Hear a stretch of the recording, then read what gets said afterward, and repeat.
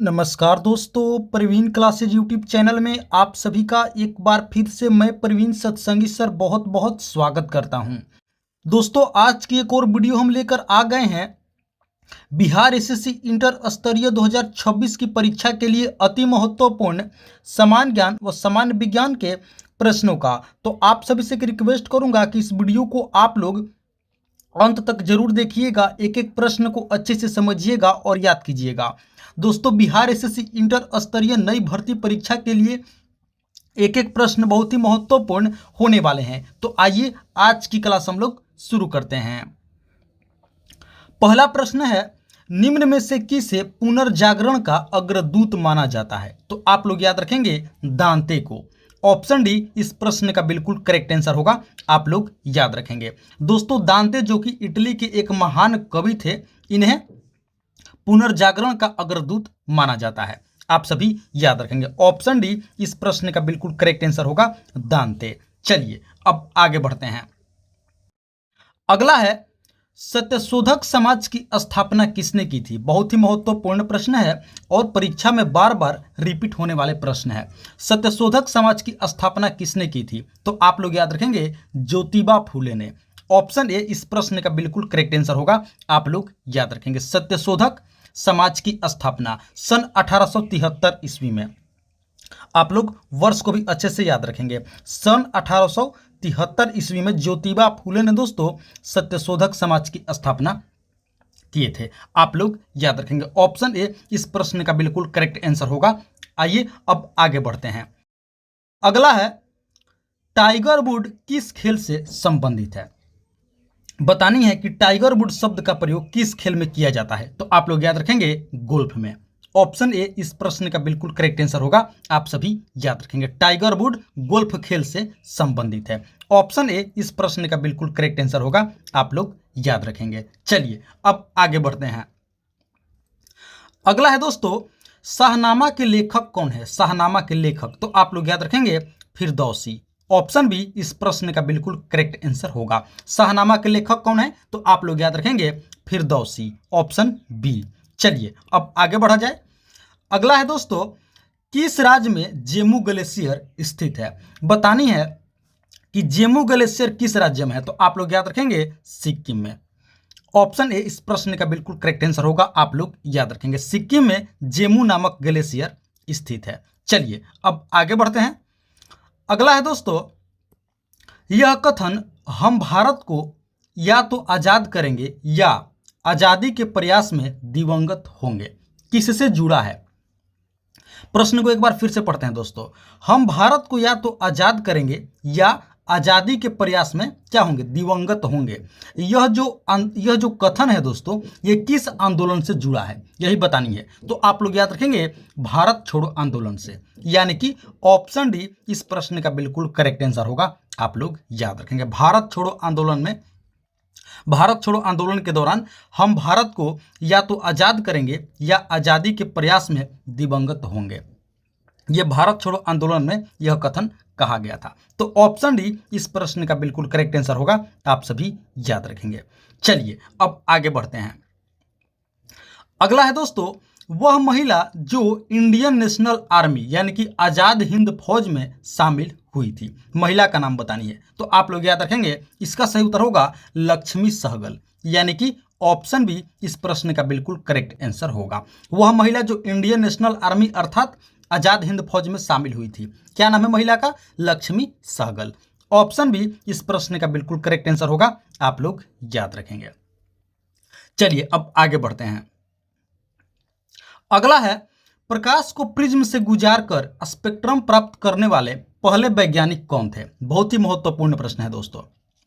बतानी है कि प्रकाश को प्रिज्म से गुजार करके स्पेक्ट्रम प्राप्त करने वाले पहले वैज्ञानिक कौन थे? तो आप लोग याद रखेंगे आइजक न्यूटन थे दोस्तों। जी हाँ, बिल्कुल ऑप्शन सी इस प्रश्न का बिल्कुल करेक्ट आंसर होगा। सर आइजक न्यूटन थे दोस्तों, जिन्होंने प्रकाश को प्रिज्म से गुजार करके स्पेक्ट्रम प्राप्त किया था। आप लोग अच्छे से याद रखेंगे, क्या नाम है? Sir Isaac Newton.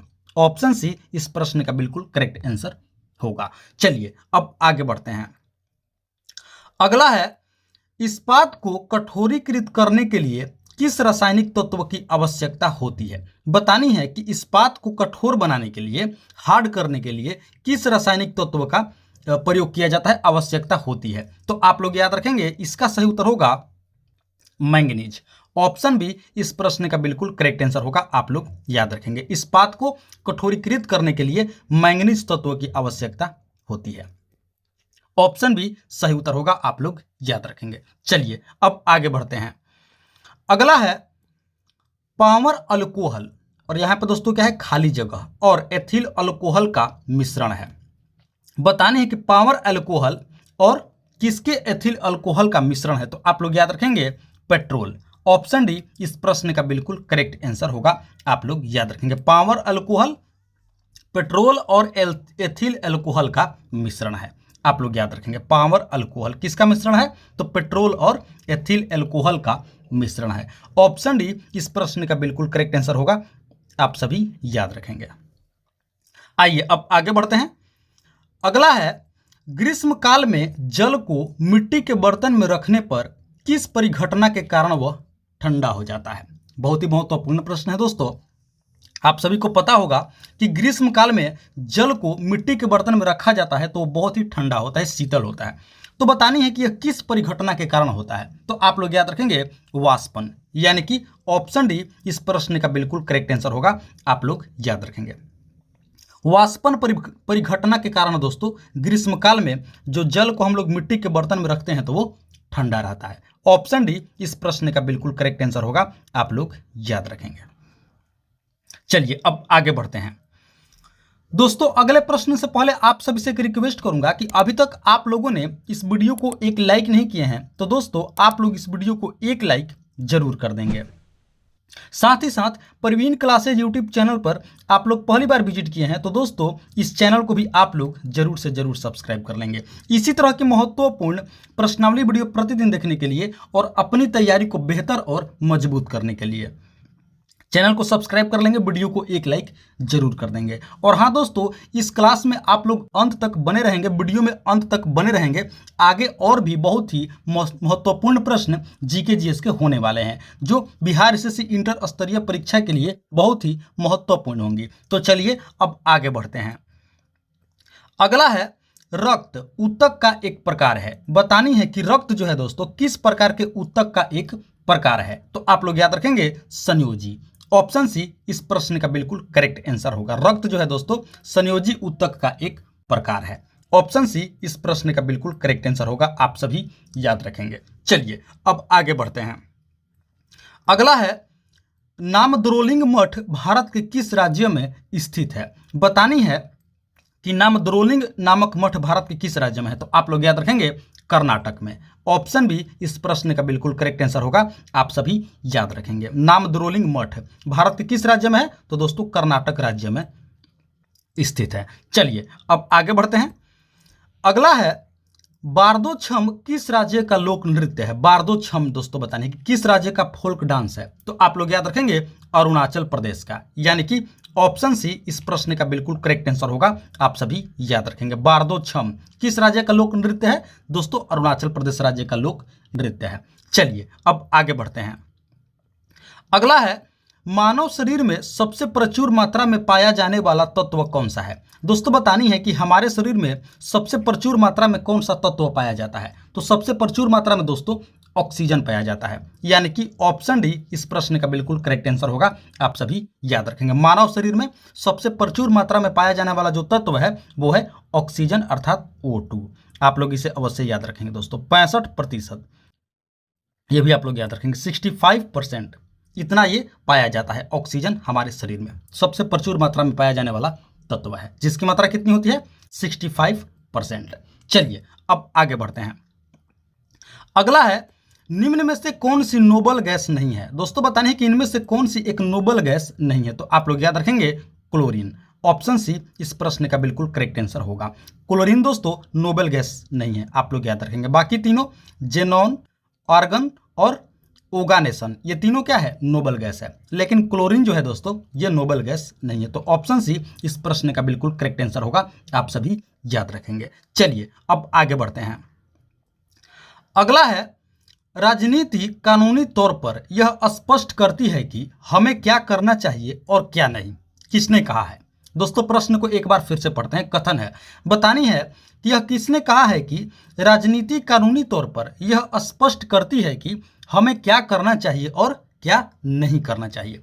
ये बतानी है कि किसने कहा है। तो आप लोग याद रखेंगे इसका सही उत्तर होगा अरस्तु ने, यानी कि ऑप्शन बी इस प्रश्न का बिल्कुल करेक्ट आंसर होगा। आप लोग याद रखें किसने कहा है? अरस्तु ने। अरस्तु दोस्तों एक यूनानी दार्शनिक थे। कौन थे? यूनानी दार्शनिक। तो ऑप्शन बी इस प्रश्न का बिल्कुल करेक्ट आंसर होगा, आप सभी याद रखेंगे। चलिए अब आगे बढ़ते हैं। अगला है, सर्वोपरि सत्ता की नीति किसने दी थी?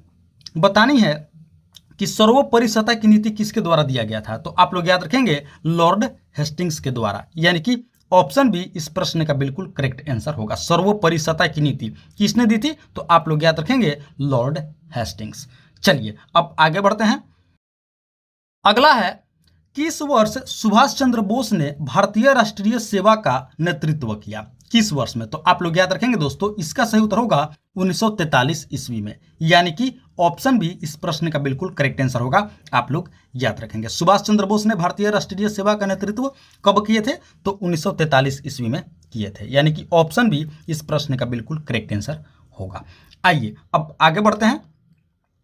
अगला है, रजमनामा किसका फारसी अनुवाद है? बतानी है कि जो रजमनामा है दोस्तों ये किसका फारसी अनुवाद है? तो आप लोग याद रखेंगे महाभारत का, यानी कि ऑप्शन सी इस प्रश्न का बिल्कुल करेक्ट आंसर होगा। दोस्तों महाभारत का फारसी में अनुवाद किया गया है जिसका नाम है रजमनामा। ऑप्शन सी इस प्रश्न का बिल्कुल करेक्ट आंसर होगा, आप सभी याद रखेंगे। आइए अब आगे बढ़ते हैं।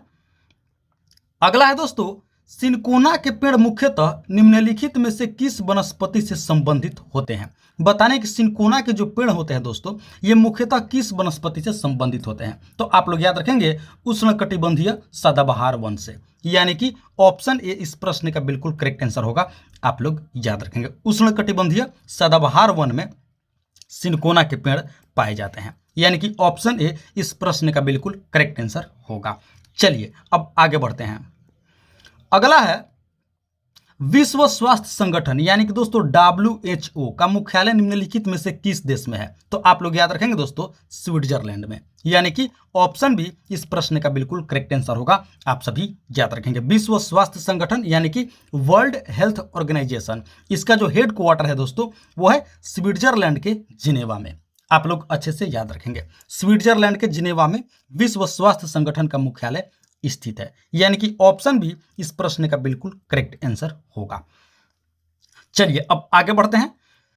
अगला है दोस्तों, निम्न में से किसने संविधान को एक पवित्र दस्तावेज कहा है? बतानी है कि किस व्यक्ति ने संविधान को पवित्र दस्तावेज कहा है? तो आप लोग याद रखेंगे डॉक्टर भीमराव अंबेडकर ने, यानी कि ऑप्शन डी इस प्रश्न का बिल्कुल करेक्ट आंसर होगा। आप लोग याद रखेंगे दोस्तों डॉक्टर भीमराव अंबेडकर ने संविधान को पवित्र दस्तावेज कह करके संबोधित किए हैं। आइए अब आगे बढ़ते हैं। अगला है, निम्नलिखित में से किस राज्य में पंचायती राज संस्था नहीं है? पंचायती राज संस्था कहने का मतलब है पंचायती राज व्यवस्था। तो आप लोग याद रखेंगे मिजोरम में, यानी कि ऑप्शन ए इस प्रश्न का बिल्कुल करेक्ट आंसर होगा। आप लोग याद रखेंगे दोस्तों किस राज्य में पंचायती राज संस्था नहीं है? तो आप लोग याद रखेंगे मिजोरम में। आइए अब आगे बढ़ते हैं। अगला है, कीट निम्नलिखित से संबंधित है। दोस्तों बतानी है कि जो कीट होते हैं वो किस वर्ग से संबंधित होते हैं? तो आप लोग याद रखेंगे आर्थ्रोपोडा वर्ग से, यानी कि ऑप्शन डी इस प्रश्न का बिल्कुल करेक्ट आंसर होगा। कीट आर्थ्रोपोडा वर्ग में आते हैं, ऑप्शन डी इस प्रश्न का बिल्कुल करेक्ट आंसर होगा। आइए अब आगे बढ़ते हैं। अगला है दोस्तों, दांतों व हड्डियों में उपस्थित रहता है। बतानी है कि दांतों व हड्डियों में कौन सा तत्व उपस्थित रहता है? तो आप लोग याद रखेंगे कैल्शियम फॉस्फेट, यानी कि ऑप्शन बी इस प्रश्न का बिल्कुल करेक्ट आंसर होगा। कैल्शियम फॉस्फेट पाया जाता है कहां पे दोस्तों? हमारे दांतों व हड्डियों में। ऑप्शन बी इस प्रश्न का बिल्कुल करेक्ट आंसर होगा। आइए अब आगे बढ़ते हैं। अगला है, लास्ट सपर एक प्रसिद्ध रिनेसेंस चित्रकारी किसकी श्रेष्ठ कृति है? लास्ट सपर बतानी है दोस्तों। तो आप लोग याद रखेंगे लियोनार्डो दा विंची की ये कृति है। ऑप्शन सी इस प्रश्न का बिल्कुल करेक्ट आंसर होगा। आप सभी याद रखेंगे लियोनार्डो दा विंची। चलिए अब आगे बढ़ते हैं। अगला है मुंबई हाई किससे संबंधित है। बताने हैं दोस्तों कि मुंबई हाई किससे संबंधित है, तो आप लोग याद रखेंगे ये पेट्रोलियम से संबंधित है, यानी कि ऑप्शन बी इस प्रश्न का बिल्कुल करेक्ट आंसर होगा। मुंबई हाई क्या है दोस्तों, एक रिफाइनरी है, मुंबई में स्थित है। चलिए अब आगे बढ़ते हैं। अगला है दोस्तों टाइटन किसका एक उपग्रह है। उपग्रह यानी कि सैटेलाइट है टाइटन, तो आप लोग याद रखेंगे सनी का, यानी कि ऑप्शन ए इस प्रश्न का बिल्कुल करेक्ट आंसर होगा। टाइटन किसका एक उपग्रह है, तो आप लोग याद रखेंगे सनी का एक उपग्रह है। चलिए अब आगे बढ़ते हैं। अगला है दोस्तों भारतीय संगीत का आदि ग्रंथ किस वेद को कहा जाता है। बतानी है कि भारतीय संगीत का आदि ग्रंथ किस वेद को कहा जाता है, तो आप लोग याद रखेंगे सामवेद को, यानी कि ऑप्शन बी इस प्रश्न का बिल्कुल करेक्ट आंसर होगा। दोस्तों सामवेद को भारतीय संगीत का आदि ग्रंथ कहा जाता है। ऑप्शन बी आप सभी याद रखेंगे, इस प्रश्न का बिल्कुल करेक्ट आंसर होगा। चलिए अब आगे बढ़ते हैं। अगला है दोस्तों बाफिन द्वीप किस देश में स्थित है। बाफिन द्वीप, तो आप लोग याद रखेंगे कनाडा में, यानी कि ऑप्शन डी इस प्रश्न का बिल्कुल करेक्ट आंसर होगा। आप लोग याद रखेंगे बाफिन द्वीप किस देश में है, तो आप लोग याद रखेंगे कनाडा में है दोस्तों। ऑप्शन डी इस प्रश्न का बिल्कुल करेक्ट आंसर होगा, आप सभी याद रखेंगे। तो दोस्तों ये थी हमारी आज की बिहार एसएससी इंटर स्तरीय नई भर्ती परीक्षा के लिए अति महत्वपूर्ण समान ज्ञान व समान विज्ञान के प्रश्नावली वीडियो। आशा करते हैं इस वीडियो को आप लोग अंत तक जरूर देखे होंगे, एक एक प्रश्न को अच्छे से समझे होंगे और याद भी कर लिए होंगे। तो आप सभी से एक बार फिर से रिक्वेस्ट करूंगा कि इस वीडियो को आप लोग अभी तक एक लाइक नहीं किए हैं, तो दोस्तों आप लोग इस वीडियो को एक लाइक जरूर कर देंगे। साथ ही साथ प्रवीण क्लासेज यूट्यूब चैनल पर आप लोग पहली बार विजिट किए हैं, तो दोस्तों इस चैनल को भी आप लोग जरूर से जरूर सब्सक्राइब कर लेंगे। इसी तरह की महत्वपूर्ण प्रश्नावली वीडियो प्रतिदिन देखने के लिए और अपनी तैयारी को बेहतर और मजबूत करने के लिए चैनल को सब्सक्राइब कर लेंगे, वीडियो को एक लाइक जरूर कर देंगे।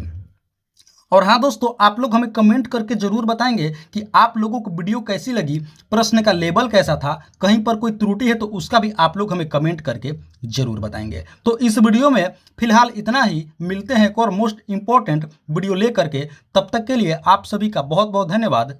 जय हिंद दोस्तों।